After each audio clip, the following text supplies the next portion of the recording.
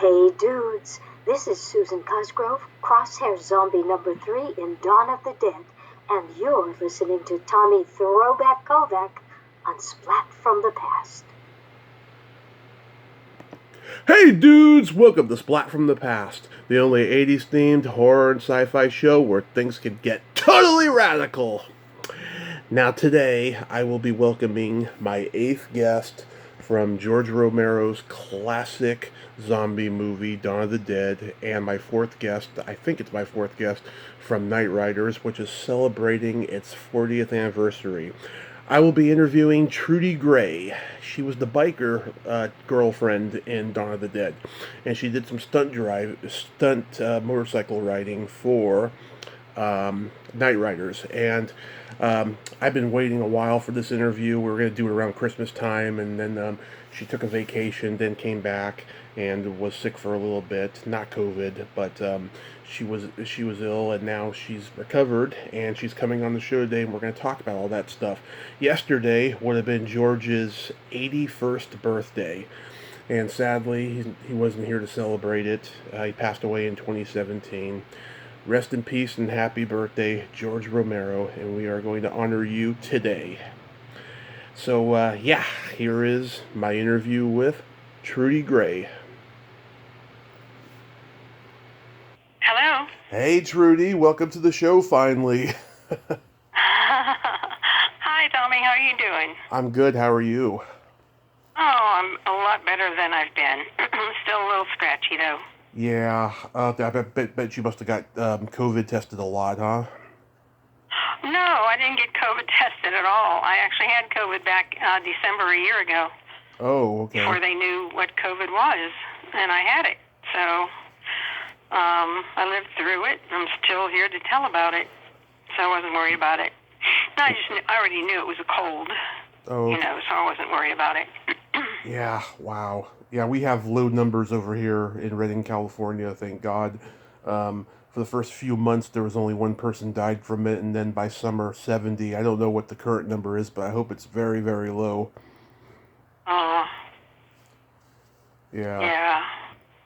I don't know. I'm not sure what it is here. I haven't watched the news in a year, to be honest with you. Wow. There's no point to it. Wow, There's no point. You have a lot of self-control. I watch the news all the time, unfortunately.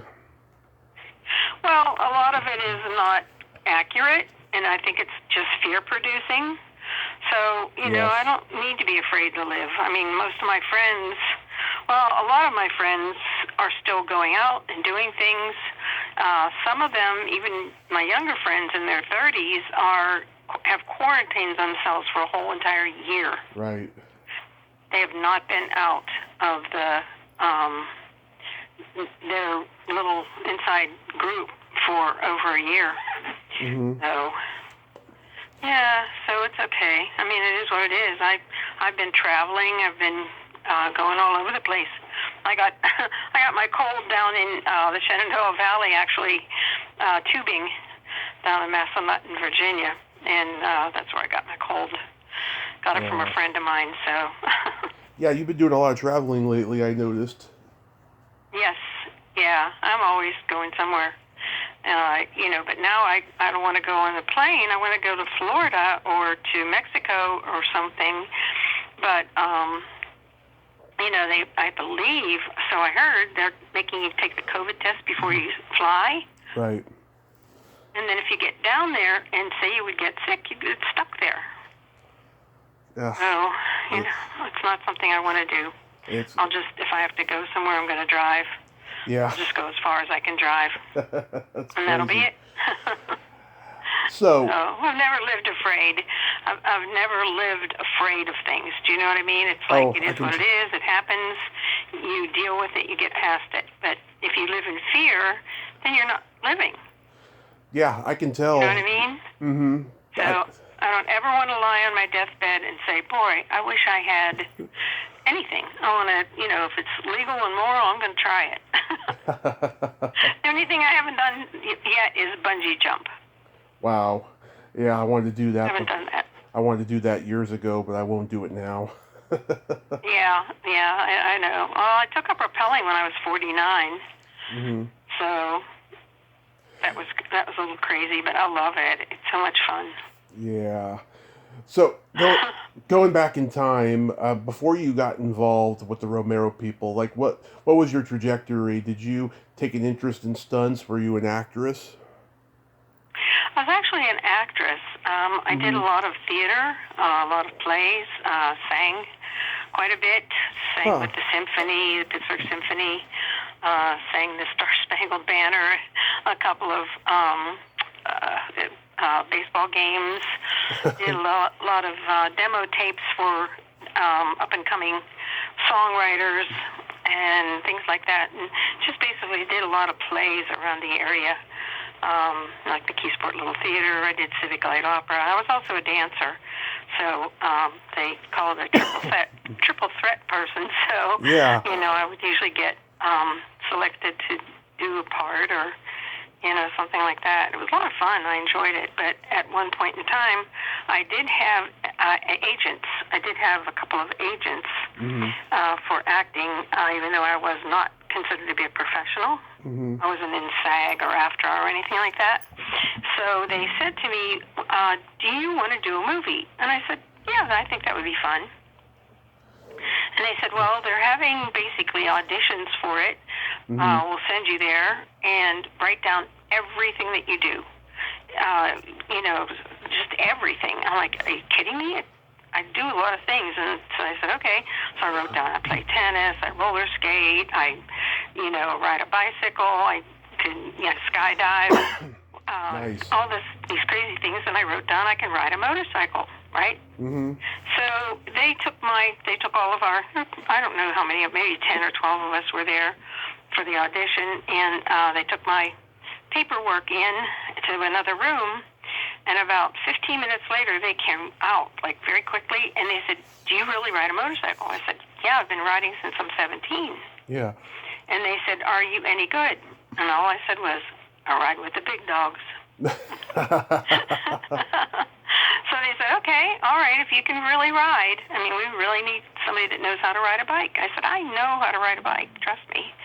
So they said, okay, show up at Monroeville Mall, wear something motorcycle-ish. Wow. And so I did. That's how I got the part, basically.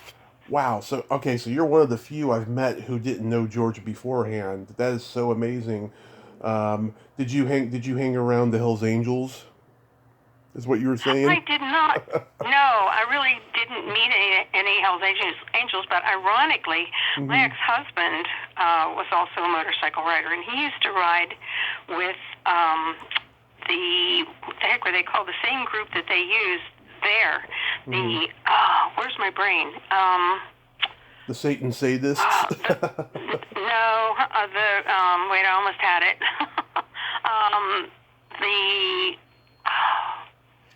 I'll think of it. Okay. But they used that same motorcycle group, but from a different chapter. The Pagans. That's it. Okay. Yeah. It was the Pagans, and they used one of their actual motorcycle groups that was from the Pagans, but they were from a different chapter. He was in Aliquippa, I believe. And so I had opportunity to ride with them a few times, and he was kind of one of the leaders. He was a bad boy. And we rode two abreast coming in from the airport. We lived out in Coriopolis, and we were going to go to a hill climb, motorcycle hill climb. We had about 70 bikers behind us. Yeah. And we were riding two abreast, and the police escorted us after somebody must have called them, and they were riding down the road and saw us, and they just started a ride beside us, and a couple of them were riding beside us. I guess they thought we looked like troublemakers, and I guess we did, but we weren't. We were just out of good time, So, Yeah. I rode with them several times actually, and they were most of them were like they worked and they had a job and everything like that, but they were a little off the cuff. And when I found out what the initiation to be part of the group was, I said, I'm not doing that. So we quit the group. We quit the gang. So Yeah. basically, you had to become very, very friendly with everybody in the group. Yeah. I'll just put it politely. Very politely. My uncle So I said, I'm not going to do that. I'm sorry, but I'm not doing that. So that was the end of it, you know. So Yeah. we still rode. We both rode. He rode his motorcycle, and sometimes I'd ride with him, and then sometimes I'd ride, you know, mine, and he'd ride his, or whatever. You know, we had a few friends that rode, and that was about it. But it was nice to see the other group, you know, to be with them again, kind of, you know. They were pretty cool. They kind of adopted me, so Yeah. it was nice. My uncle hung out with the Hells Angels. He was killed by one. I always knew about it, you know, as a motorcycle accident. I didn't know until a few years ago that they made it a point to loosen his brakes on the motorcycle. He's my I never got to meet him, but he's my guardian angel. When I had my car accident, he was there. Yeah. Yeah, that's nice to have him, you know, at your back. It really is. Yeah, my mom could feel his presence during that time too. She was very close with him. That's really cool. That's cool. Yeah. That's nice. Yeah, but it was a lot of fun. When I first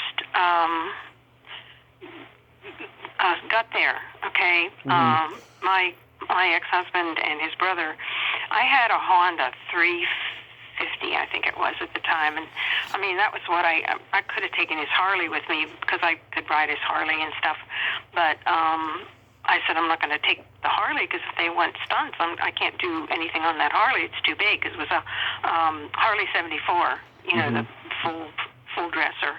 And I said, well, I'll just take my bike with me. So they took my bike and put it up and strapped it in on the back of our truck. We owned a beer distributor at the time. And they strapped it on the back of the truck, you know, bungeed it in. And I pulled up in the back of the mall, like where I was told to go. Right. And I'm going to say some things. I don't want to offend anybody, but I'm just going to say it the way they said it. And you can swear all you want. And the way I said it. No, I'm not going to swear. But I mean, ethnically offend anybody. Okay. So when I pulled up, you know, they kind of looked at me like, and I thought, oh boy, here we go. And I got out and I said, hey, can some of you guys help me get my Jap scrap down off of my bike? Well, at least she knows it's Jap scrap. I said, yeah, I'm not bringing my Harley here. You know, so they said, yeah, we'll help you. So they took it down. It was real quick. They just took it off and set it down, and I went and parked the truck far enough away that it wouldn't be in the way. Yeah. And I came back, and so they were like, you're not one of them faggot actors, are you? I said, no, I'm not. I thought, oh, God, if they know I'm an actor, they'll kill me. You know, so I said, no, I ride. You know, I ride. I just don't ride with gang anymore. They said, oh, who you were with? And I told them, and they were like, oh, cool. And I thought, well, they're either, and I know how they are, right, from spending time with them before when I was younger, and I thought they're either going to respect me or they're going to hurt me. Yeah. So I thought, well, let's be a hot dog about it. So took my bike out, and there's great big double doors in the back of the mall there, and they had them open. It's freezing cold. And they had them open, and I took my bike out, and they all followed me out, right? And I kick-started it, and they said, well, at least she's got some ass behind her. You know, didn't do a wimp start, you know, and I just laughed. And I took the bike out, and they were watching me, so I went around in a square, basically, and I went up on the one corner and turned. Then I got to the other corner, and when I did it, I mean, it's a real hot dog move, but if you bank you probably know this, but if you bank your bike far enough when you make a turn, your foot pegs will drag on the ground and shoot sparks. It's kind of neat, but it is such a hot dog move. So I kind of did that, you know. So and then I got to the other corner of it, and they were all still standing there watching me. So I stopped, and I revved it a couple of times, and I popped a wheelie. And I rode pretty far on the wheelie, and then I brought it down, and I just kept rolling. I did not stop, and they were still standing there, and they got out of my way, and I jumped the curb and kind of went in and went, skidded it to the, to the side and stopped. And, hey, chick can ride, man. Yeah. Chick can ride. Yeah, she's cool. I'm like, yeah, I know that. So then they adopted me. Then they were cool with me, and they were fun, and they took care of me. And there was one guy in particular, I don't remember his name. He was probably 6'5". He's a huge man, very tall, and it was cold. They wanted to shoot me in the chest. Yeah. So for one of my stunts, and they said, well, can we cut your? Because they wanted to put the thing, the blood thing. I forget what it's called. Squib or something like that. Yeah. But anyway, they wanted to put that on my chest and on my back, so that when they shot me in the chest, it blew out blood in the front and the back. And I said, oh man, I got my, I had my colors on. I said, my old, my leather jacket. I said, I'm not going to let you cut that. I can't do it. They said, well, here, we'll give you a jacket. We'll give you a, they gave me a rag is what they did, cutout sleeves on a denim jacket, Right. So, and I said, all right, I'll wear that, but I'm going to freeze my butt off. And they said, well, sorry, there's nothing we can do if you won't cut your jacket. I said, all right, I'll wear it. So it was so cold, and I had thin gloves on, and this guy came up and he said, you look really cold, honey. And I said, I'm freezing. I'm really cold. And he was so sweet. I hate to say that about him, but he was sweet. He gave me his gloves, and like the first knuckle came to the tip of my finger because he was so big. And I said, I don't think I can ride with these, but I'm going to wear them for a little bit to get warm. And he said, all right, I'll warm you up. Come here. Yeah. And he grabbed me by the arm and he pulled me in and he wrapped his jacket around me. And it was very welcome. I was very happy that he did that. So, I let him warm me up a little bit, and then we had to go, and, I gave him his gloves back, and we went up to the top of the hill in the back of the mall, and, we queued up there, and, people came out. This poor old couple were revving it's like 4 o'clock in the morning or 3 o'clock in the morning, and we're up there revving up, and they came out, what are you doing? I said, we're shooting a movie. They're like, oh, God. So then they cued us, and we flew down that hill. It looks really funny. It's interesting in the movie. It's very deceiving. It looks like we're coming down the hill like about 20 mile an hour. Yeah. We were going probably between 60 and 70 mile an hour coming down that hill. Mm-hmm. But it was crazy. Yeah, wow. A lot of fun. Yeah, it was a lot of fun. So had you have seen Night of the Living Did it Dead? all in one take. Yeah. I'm sorry? Had you have seen Night of the Living Dead before that? Oh, yeah. Actually, Marilyn Eastman, who stars in it, I had done a play with her years ago, a play called Follies. Yeah. At a theater, I forget the name of it, in Bloomfield. And she was in it. We were both in it together. She probably wouldn't even remember me. That was 100 years ago. Oh. But I remember her. Yeah, good lady. Very nice lady. She's one of my dream guests to get. I hope I do before she croaks. Yeah, I know. We're all starting to kick the bucket, So. Yeah. But I think a lot of them have passed away. But I've interviewed so many of them. Did. You're my 8th guest from Dawn of the Dead. Oh, cool. Because Nice. I've had Christine Romero, Jeannie Jeffries, John Amplist, Susan Cosgrove, Tom's niece Melissa. Oh God, I can't believe I forgot his name. He's not on Facebook right now. The Hare Krishna zombie. Is it Christopher Ryan or something like that? Yeah, I think it's something. It is Christopher. And I don't remember his last name either. And Deborah Gordon, she not only got to be a zombie in Dawn of the Dead, but she was one in Day of the Dead, and 2 different ones too. She does not look like the same zombie in either one. Oh, that's great. That's good. I actually did another movie with him too. I did Knightriders, yes, which I'm going to ask you about. Yes. Yeah, I was in that too. That was hard work. Oh my gosh. Yeah. That was really hard work. Yeah. But because we filmed it. I mean, of course, you start really early in the morning when you're doing the day shoot. Yeah. And I used my own bike again, and they had us come out there, and I took my bike out and everything, and we were riding in a gravel pit. And if you're a bike rider, you know how hard that is. I mean, you're struggling constantly to keep your bike up, you know. And I was exhausted by the end of the day. I was filthy. I looked like a beast. My hair looked like an animal. And that was actually the year that I auditioned for Civic Light Opera. Mm-hmm. And I actually went down right after I had an appointment at 6 o'clock for CLO. Yeah. And I got done there at, we were somewhere out down Route 28, and I can't remember exactly where we were. It was an old strip mine that we were working at, and I got in just in time for my appointment with CLO. Yeah. And I went up in there, and I still had my biker clothes on. You know, I probably smelled pretty good too, and my hair was pretty wild. And you know, I still had a scar that like went down the side of my neck and across my throat that they had given me. And so when I went in, everybody kind of took a couple steps back. I said, I'm in a movie right now. I didn't get a chance to change my clothes. They said, all right, whatever.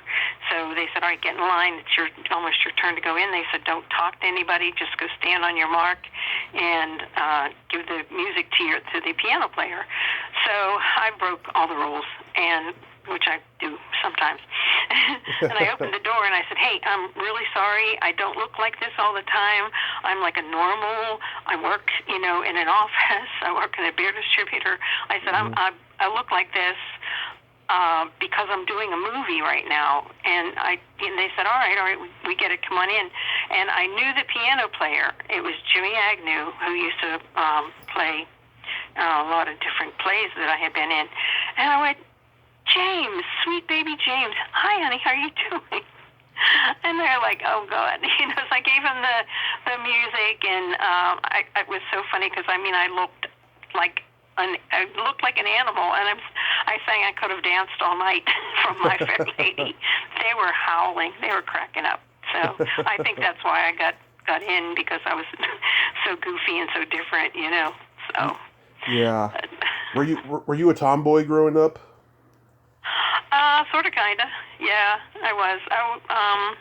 My mom was a model. She was Miss Pittsburgh many years ago, and she used to model for Horns, Kaufman's, Gimbals, and she would be in the Parade magazine, in the Roto, and all those different things when they would have models and different outfits and things that they would show for runways and stuff like that. Yeah. And she would drag me downtown all the time. We'd get dressed up on Friday night and go downtown and go to Civic Light Opera, or go to a movie, or go to the ballet, or whatever.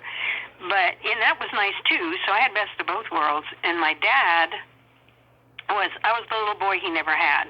Yeah. You know, I was an only child, so he would, you know, take me out in the woods and say, this is an acorn, and this comes from this tree, and, you know, and he taught me how to shoot a rifle and shotgun and stuff like that, and I just learned how to, like, sweat a pipe and change electrical stuff, and so, yeah, I was always riding my bike and climbing trees and stuff like that, so I was kind of both. You know, I was a little Miss Priss, and then I was also a tomboy. I was more comfortable as a tomboy. Yeah, I've been hanging out with tomboys my whole life. I respect a lady who's not afraid to get dirty and have some fun with the boys. I interviewed one of the great singer-songwriter actresses yesterday, Ronnie Blakely. She's a true tomboy. Oh my God, she told me she was feeding an animal on a movie set, and animal stomped on her foot and broke her toenail, and she used that toenail as a guitar pick afterwards. Oh, wow. That's pretty cool. Yeah, to me, that's a lady. Yeah. That's cool. Yeah, so I think that Dawn of the Dead is George's best film. It got me through a dark period in my life. I had to take care of my grandmother after I graduated high school for like 9 months after she passed. I was just watching movies constantly. We moved into this apartment that had one of the last mom and pop video stores in the Bay Area. And I was renting movies every day. I was watching Dawn of the Dead and Day of the Dead a lot during that period. And whenever I watch them, I just think back how emotional that time was for me. You know. Oh yeah, that is so nice to hear that. I mean, we just thought we were just doing a goofy movie, but I've Yeah, heard you were. so many people say that Yeah. that it brought them through a hard time and they really enjoyed it and it really, got them through different things. In fact, I'm actually looking up something right now that and I'm blanking on her name. She's so sweet.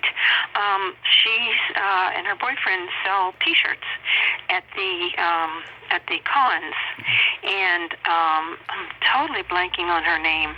I want to say Chrissy, but I can't remember if that's it or not. But she's just the sweetest thing. And she came in one time. She goes, "Oh my gosh, I'm so glad you're here. I'm so happy to meet you." Mm-hmm. And I said, "Oh, yeah, come on, we'll sit down." She goes, "Can I sit with you?" I said, "Yeah, come on." Mm-hmm. She sat down with me, and we just sat there and talked and had a nice time. And she said, "Well, I have to go because I am selling T-shirts out there." I said, "Oh, that's awesome." She asked for my autograph. I gave her my autograph. Aww. And then she came back in again, and about an hour later, and she had T-shirts. She gave me 2 T-shirts. God love her. Right? And I said, "Oh, that is just the sweetest thing. She don't have to do that. I'll pay you for them." She wouldn't let me. So she sat down and she said, "Did you notice, can I tell you a story?" And I said, "Yeah, of course." She said, "Did you notice I walk with a limp?" I said, No, I really didn't. I don't pay attention to stuff like that. I don't care about that." Mm-hmm. And she said, when I was a little girl, she said she had gotten some kind of, like, I don't know, it was polio or something like that. Right. And she said, and she spent a lot of time in bed. And of course, she was sickly. I think they probably thought she wasn't going to make it. Oh. And so they let her do whatever she wanted to do. They let her watch whatever she wanted to do. Boy, I wish I could remember her name. I'm trying to look it up on Facebook right now. Yeah. But, gosh, it's driving me crazy. But anyway, so she said to me, "Look," she said, I watched your movie." She said, "And I watched it over and over and over again." She said, "And I just loved it." And I said, "Oh, well, thank you so much." She goes, "Then when I was finally able to go to school," she said, "I was able to go to school, and when I went to school," she said, "the kids made fun of me." I said, "Oh, you're kidding me." And she said, "No." She said, "Because I walk with a limp." Right. And I said, "Oh, I'm so sorry about that." I said, kids can be cruel. They really can. And she said, "I know." She says, "And then you know what? I remembered your movie." She says, "And you know what I thought?" I said, "No, what?" She says, "I thought, you know what?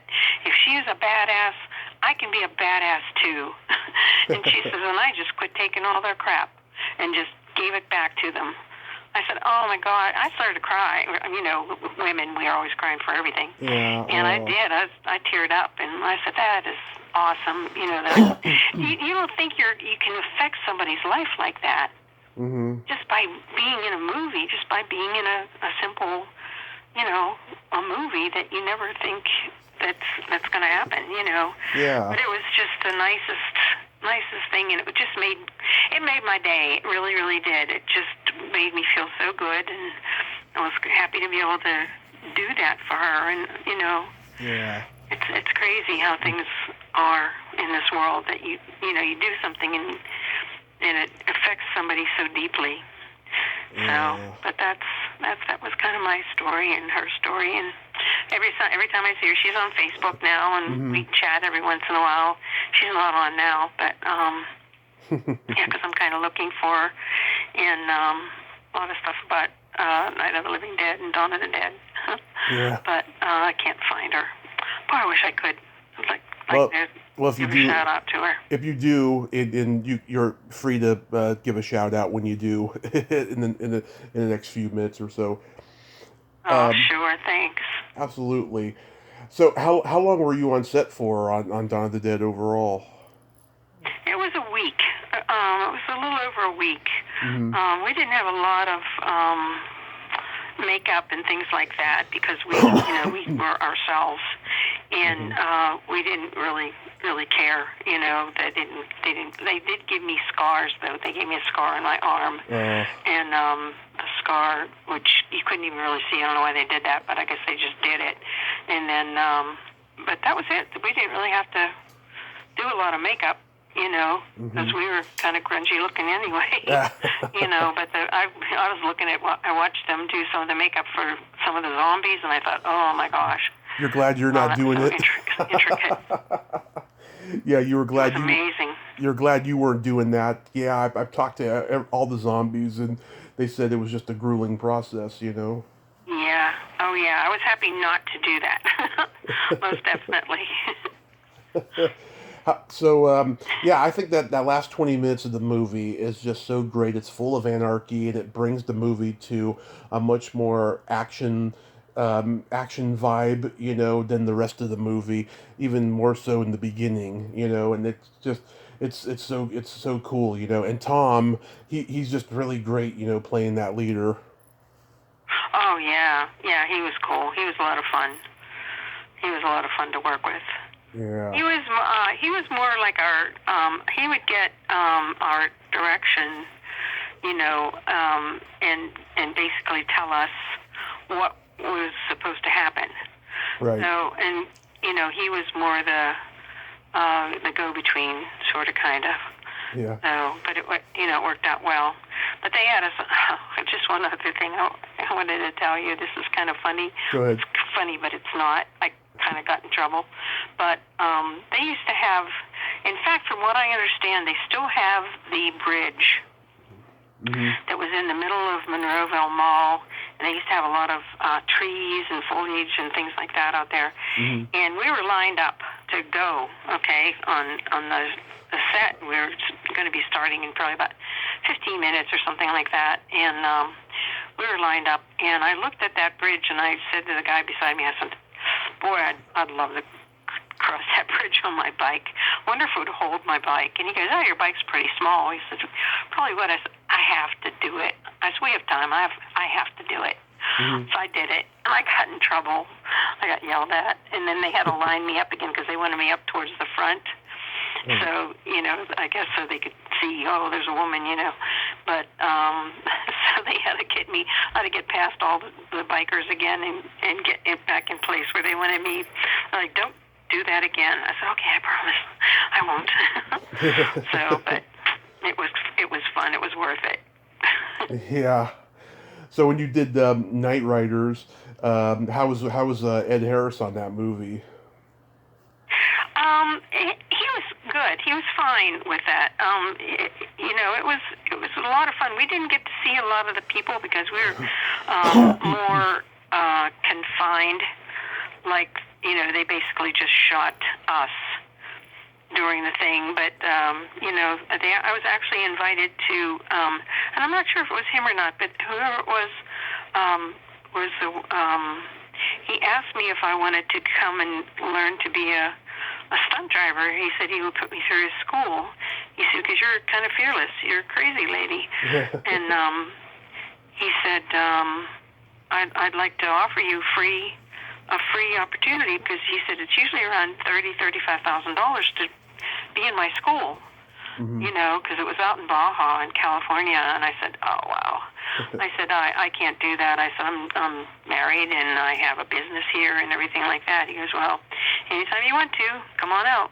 So that did work out. And they did have us, they were very good with us, as far as giving us good direction, being very succinct in what they wanted us to do, and taking real good care of us. They really did.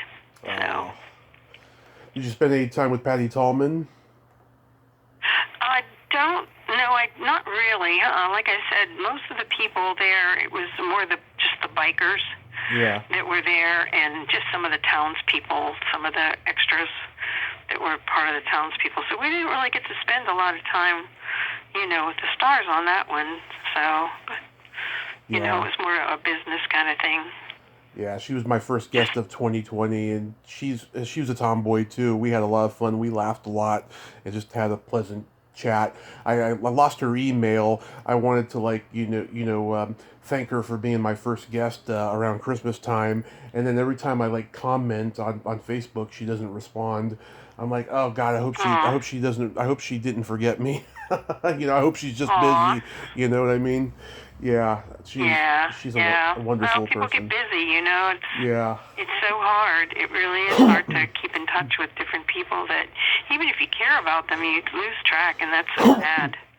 Oh You yeah. know, and especially this crazy, stupid virus that's going on right now and Yeah. tying everybody down. Yeah, Knightriders But, was definitely a passion project for George, because I had never heard. I mean, I've heard of Civil War reenactors, but never Camelot reenactors that ride motorcycles. You know. I know. Yeah, that was crazy. It was crazy, but it was a lot of fun. It really was. Hmm. Like I said, they took very good care of us, you know. So, So you know, they were careful that we were well hydrated and well fed, because it was hot. It was very warm, and, you know, watched out for us and asked us if we could all the time, do you need anything? Can we get you anything? You know, just very kind, very kind. You know, I just Yeah. I really wanted to do more with George, but I ended up, I went through a divorce, Mhm. and so I really wasn't able to do too much of anything, you know, so after that, you know, so Yeah.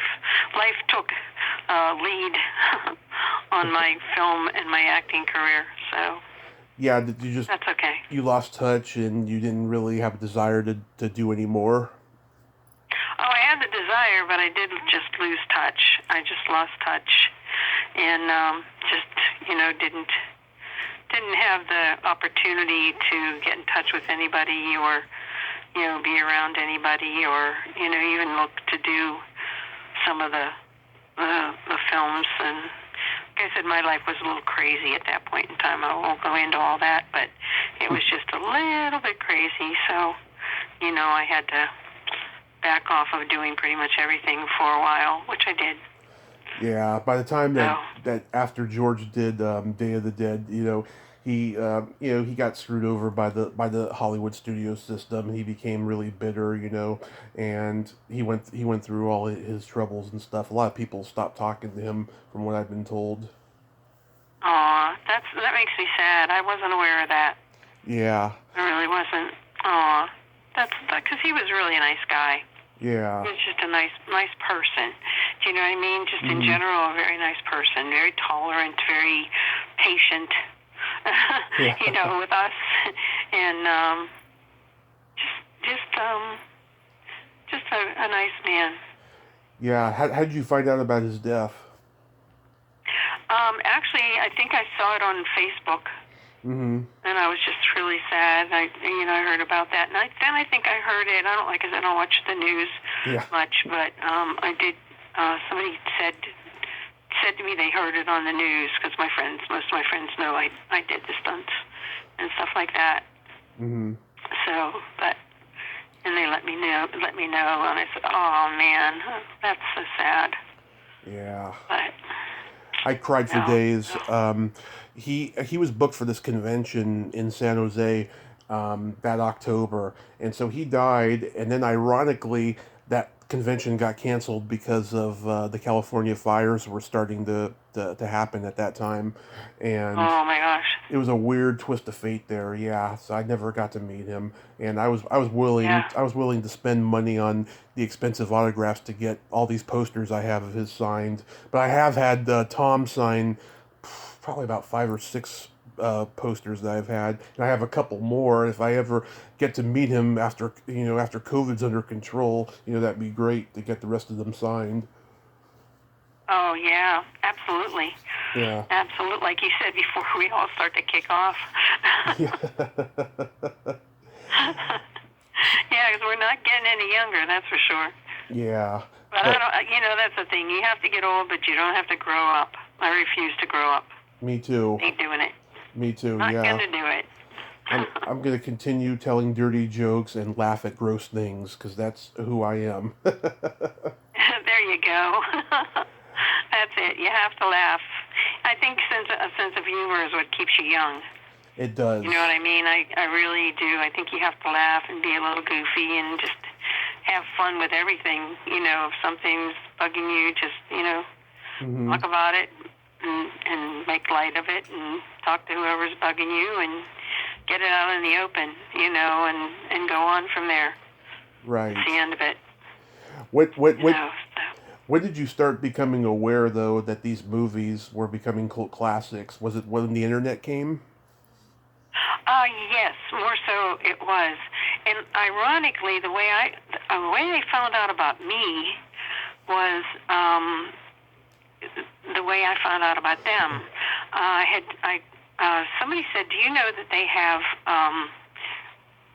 Dawn of the Dead Dead meetups, usually up in October around Halloween, up in Evans City?" And I said, "No, I didn't know that. I'd love to go up there and, you know, just see what we see, you know." And they said, "Well, you should check it out. Maybe we'll go up, you know, in the fall." I said, "Well, I'm going to check it out." So I went online and just did, you know, I did Dawn of the Dead. I, you know, put in Dawn of the Dead, and it came up right away. And I'm like, "Oh, what the heck is this?" And it was like, "Wow, there are so many people on here. What the hey?" You know. So I'm like, you know, I'm looking in, reading all this stuff, and somebody from England, actually, Great Britain, asked, "Does anybody know if the bridge, ironically, is still at the mall?" And I wrote back, I said, "No, it's not at the mall. The mall's been totally revamped, but the bridge is still in safekeeping from what I understand." And they said, "Oh, really? Well, how do you know that?" I said, "Well, from what I understand, it is at the Heinz History Center." Right. And she said, "Oh, that's really neat. How did you know about that?" I said, "Well, actually, I was in the movie." I said, "And I rode across that bridge. I got in a lot of trouble for riding across that bridge, but I did ride across it." I said, and I said, that's somebody told me that's where it was." She said, "You're kidding me." She said, "Oh, were you in the movie?" And I said, "Yeah." She said, "What did you wear?" I said, "Well, I had a rag on and a black sweatshirt and a red bandana and sunglasses." She said, "You're the red bandana biker." I'm like, "Yeah, I didn't know I had a name." She said, "Yeah, you're the red bandana biker chick." I said, "Well, I'm not a biker chick. I'm a biker, because a biker chick rides on the back and I don't." You know. And she said, "Oh, well, that's really cool." She said, and then somebody else came and said they've been looking for you, and then they got in touch with me and invited me to come out to sign autographs for the Living Dead weekend? For the Living Dead weekend, yeah. It was really exciting. And all I had was like a couple of hours. You know, I just had a few hours. And I went out there, and that was kind of interesting, too. Oh, and I'm forgetting his name, the man who runs it. Oh, God. Daz? Terrible names. Daz Sargent? No, I can't remember his name. Or are you talking about the guy who books them? Yeah, I think so. It's not Daz, though. And I know his name. I'd know it if I heard it, but I can't think of it right now. I know the guy who books them. I dread to say his name because he and I are enemies. Oh, I won't talk about that then. Okay. But I won't say his name. Yeah. But the funny part about it was I pulled in. I didn't know where to go. I didn't know what to do, and I pulled in my little car, and I went up to the girl that was in the booth, and I said, "Excuse me, I have a question for you." She said, "Well, you can't park there." I said, "Well, I'm not parking there. I'm just stopping there until I find out where to park, because I'm not sure where I'm supposed to go." She said, "Well, you're supposed to get your car out of there, first of all." It's kind of rude. And I said, "Well, I'm not trying to be rude." I said, "I just want to know where I'm supposed to go when I get here, and then I'll park accordingly, because there's it's all over. You know, it's across the street, it's up the street, it's here, I don't know where to go." Right. And she said, "Well, what are you talking about?" I said, "Well, I'm supposed to be here signing autographs. My name's Trudy Gray. She goes, Trudy Gray? I said, yeah. And she goes, oh my gosh, hold on 1 second, they're looking for you. And she ran, and she got this guy, and she goes, Trudy Gray's here, Trudy Gray's here. I'm like, oh God, you know. And she said, he came running up, and he goes, Trudy, we've been waiting for you. Hurry up and come on down. I said, well, I have to move my car. He said, leave it. I said, oh, okay. So I just left my car parked where it was, and I went down and sat down at the table, and people were waiting for me, and I just started signing autographs. Wow. And that was how it all started. Wow. You know, and I've been to a few cons since then, and I think at one point someone invited me to go to England because they were going to have a con over there, but I don't think that was right at COVID, and it didn't materialize. Yeah, that would have been a lot of fun. Yeah, I talked to somebody who's done the Living Dead weekend, told me that a lot of them from the movies don't want to go anywhere else besides, Pennsylvania. They don't want to travel and stuff. And I was like, God, I'm in California. I want to meet you guys in person, Aw. Yeah. Yeah, I'd go. I travel all the time anyway. I'd go. Yeah. Except for the stupid COVID. I'd go to, wherever they wanted me to go. If they were, they were having a con, I'd go because it's fun. Yeah. A lot of fun.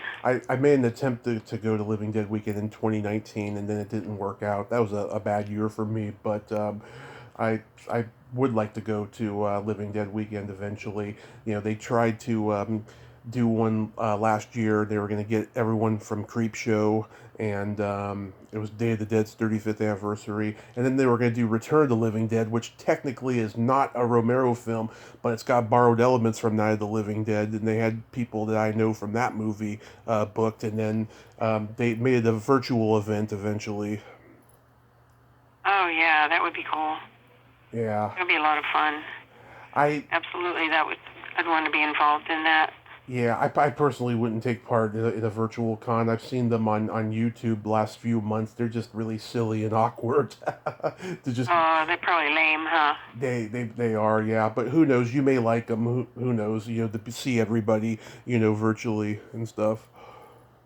Yeah, I don't know. There's so many things you have to do that way nowadays, and I don't like it. I don't care for it, but, it is what it is. Who knows? It is. Hopefully it'll be done sooner than later. But we don't know. We never know what's going to happen with this stupidness. Yeah. Like I said, I had it, and, it can be deadly, but then the regular flu can be deadly too.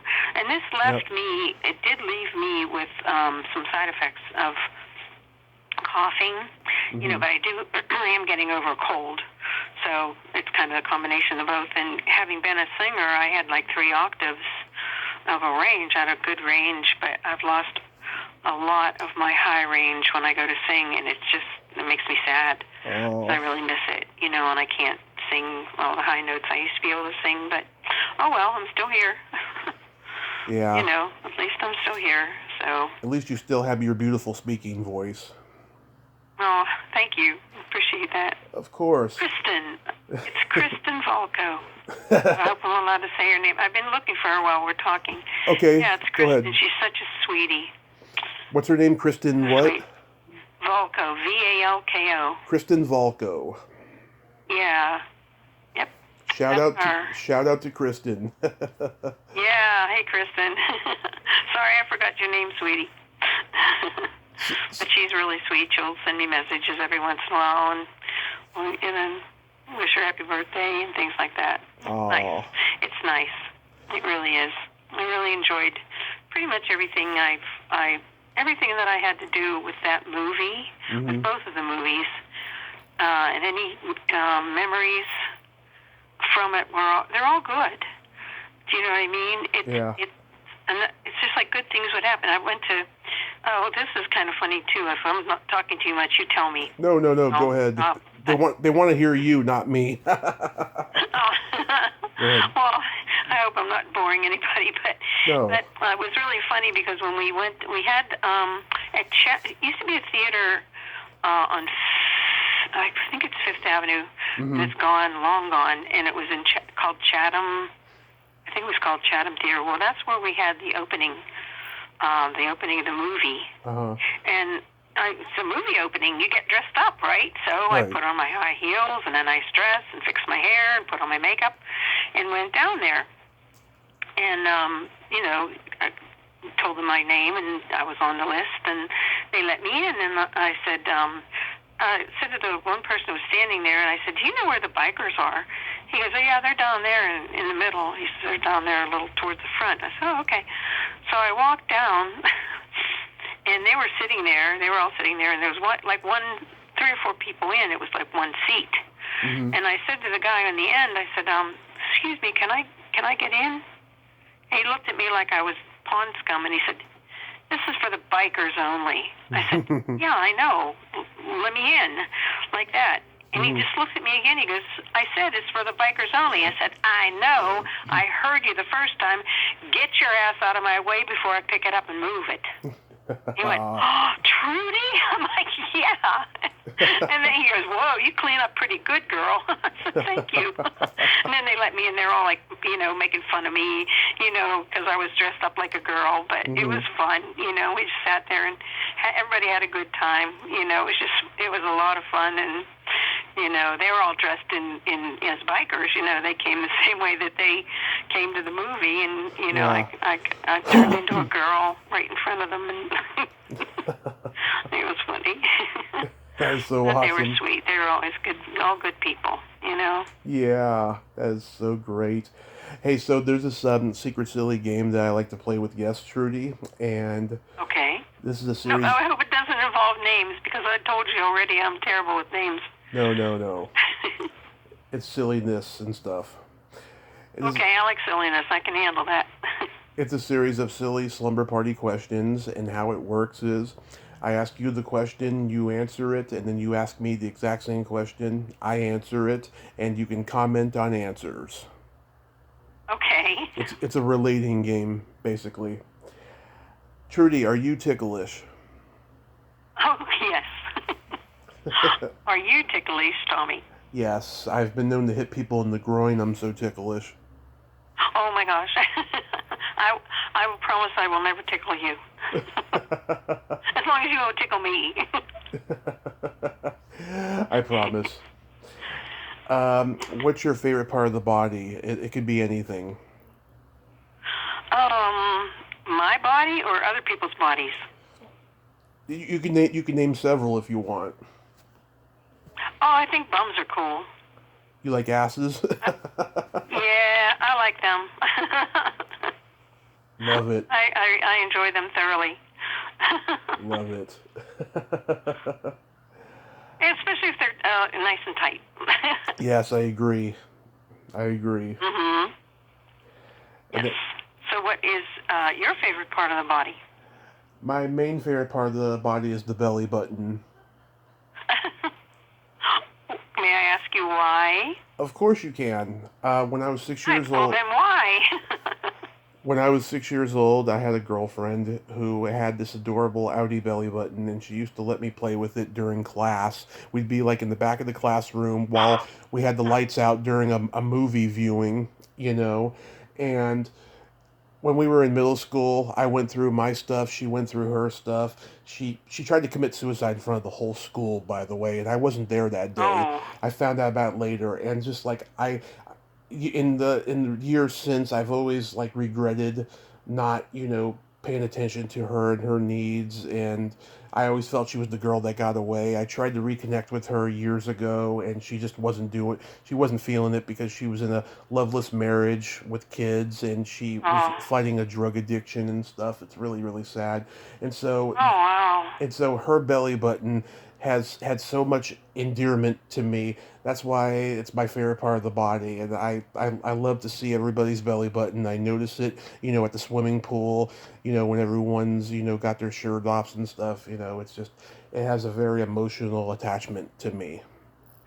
Aw, so you have a belly button fetish. I do, yes, but it's... I'm an NZ, so I don't know if that would be good for you or not. Oh no, I love innies. I'm a very deep innie myself, But But You get lost in those. oh yes, I've actually hid crystal meth in there for a friend once. Oh gosh. I'm just kidding. I never did that. That's funny. Yeah. That's So funny.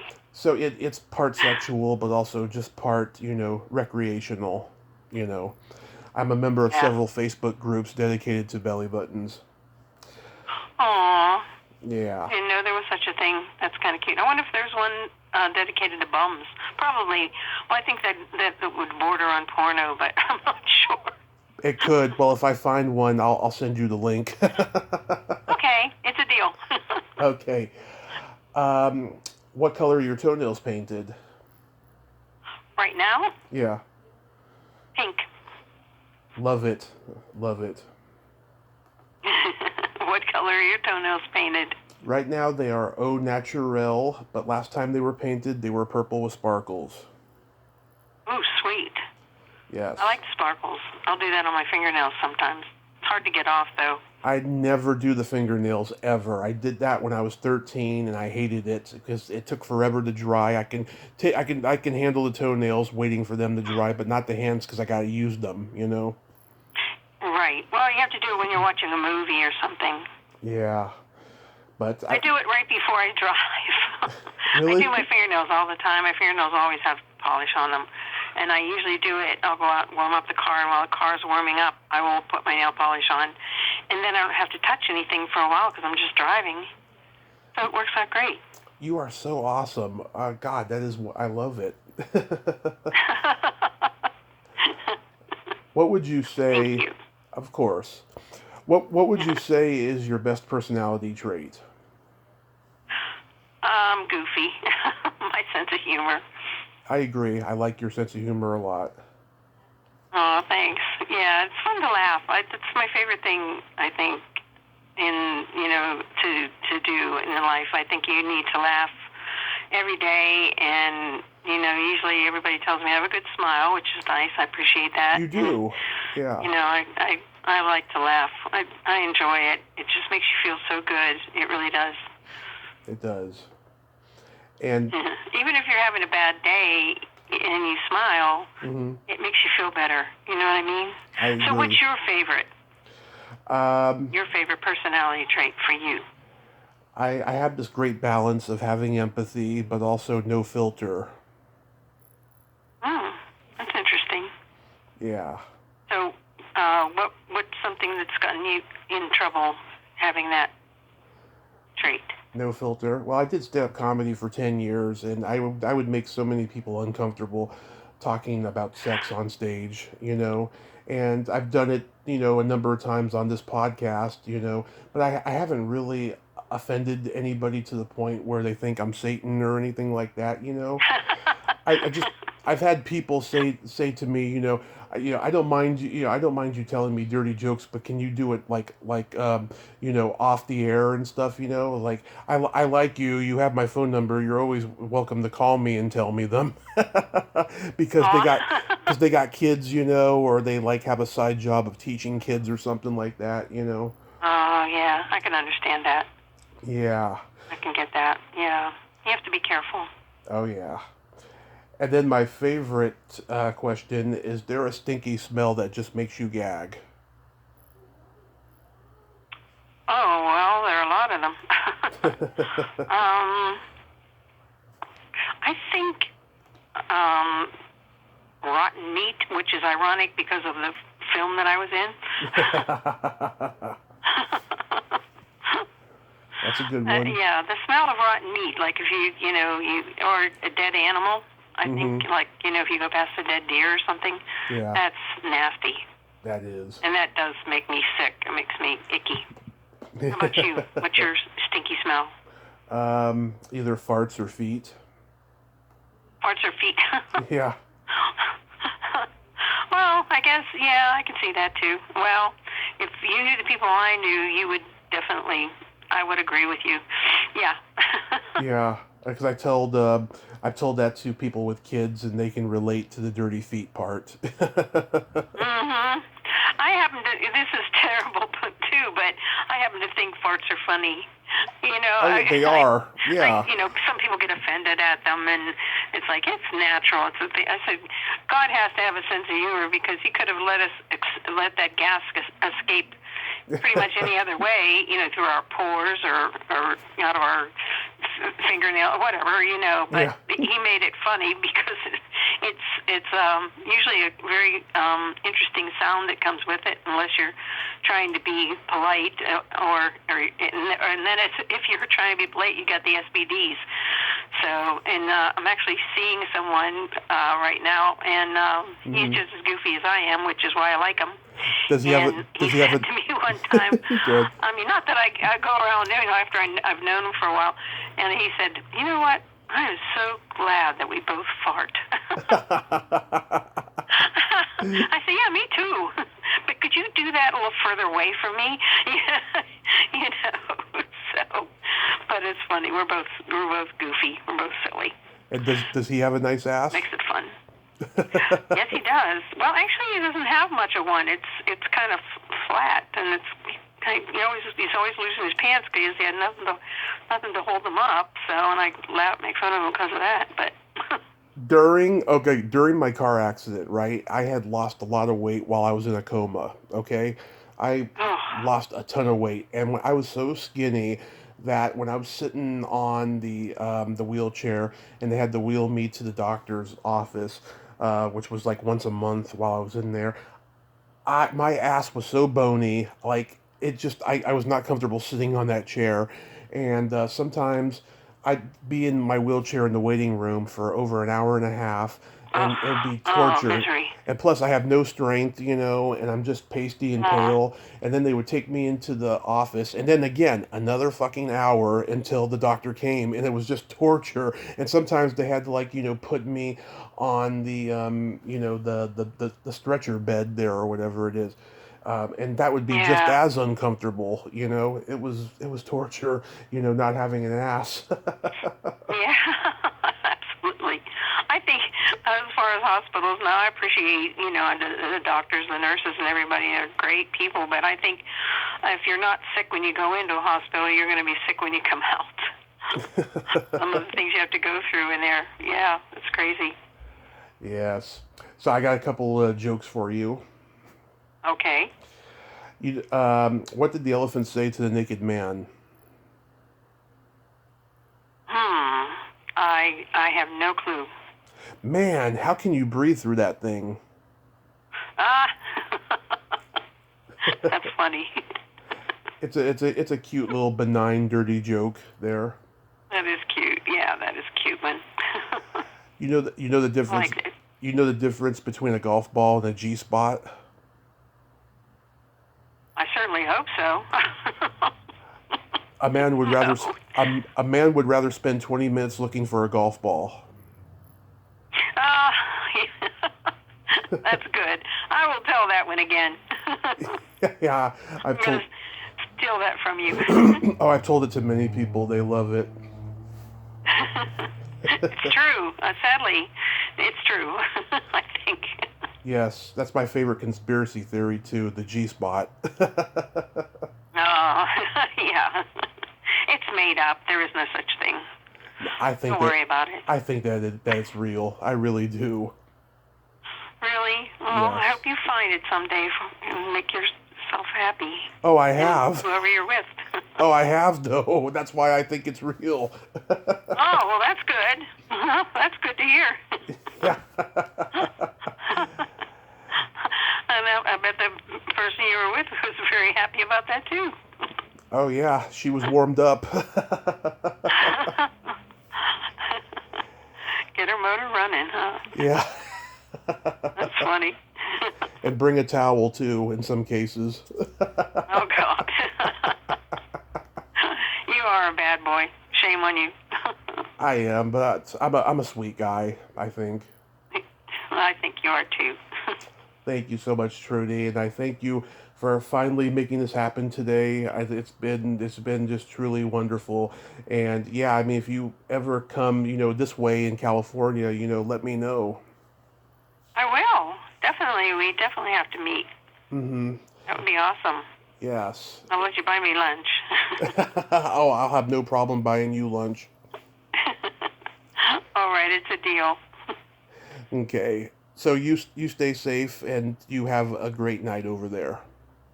Oh, you too, and enjoy being warm. I'm not enjoying being cold. So you take care. Okay, you My too. pleasure. Okay. Bye-bye. All right, bye. Well, there you have it. Trudy Gray, ain't she a sweetheart? I heart tomboys. I really, really do. I'm so glad I got to talk to Trudy today. And special shout out to Kristen once again for being Trudy's #1 fan. And we tie. I am also Trudy's #1 fan. Well, until next time, this is Tommy Throwback Kovac saying there's no shame in living in the past because the present sucks. Later, dudes!